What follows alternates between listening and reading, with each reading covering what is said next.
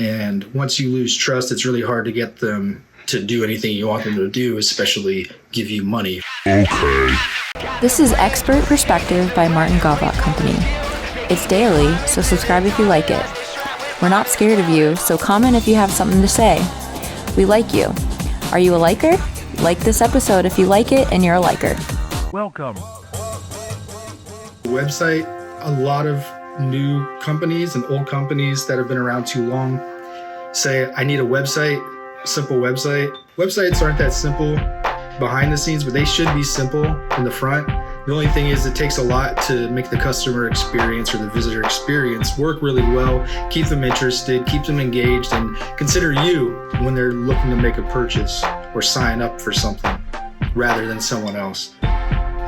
It can be multifunctional. It can take payments. It can ask for more information. It can capture potential clients to follow up with later on for your sales team. And you've seen applications on websites that do a lot more than that. So just keep in mind, whenever something looks simple, it's usually not simple and a lot of thought goes behind it. But the way I like to approach website design, if you call it design or development, is starting with a good customer experience that's simple and then figuring out, should you build more content around it, more blogs and videos, or should you make it more functional? Should you make it more informational, like creating a library of information like we have?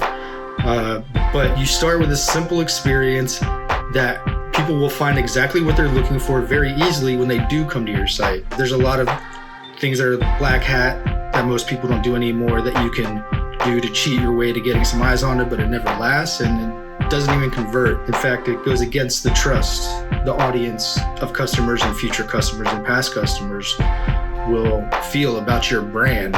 And once you lose trust, it's really hard to get them to do anything you want them to do, especially give you money for something. So websites are very powerful. They work well over time. They get better over time. And make sure whoever's doing it for you, whatever you're doing, makes it very easy for the person visiting to do what they want to do or find what they want to find. Martin's glued coins onto snail mail brochures and managed $250,000 marketing budgets for small businesses.